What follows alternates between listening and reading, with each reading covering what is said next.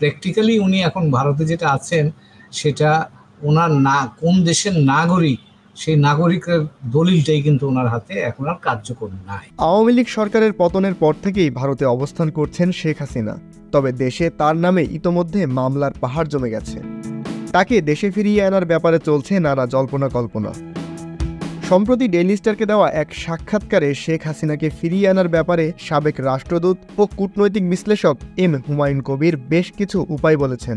এখানে খানিকটা আইনি ব্যবস্থাপনা, খানিকটা রাজনৈতিক ব্যবস্থাপনা, খানিকটা তার ইচ্ছা উনি কি থাকতে চান কি চান, তিনটা বিষয় এই অবস্থাটার সাথে জড়িয়ে আছে।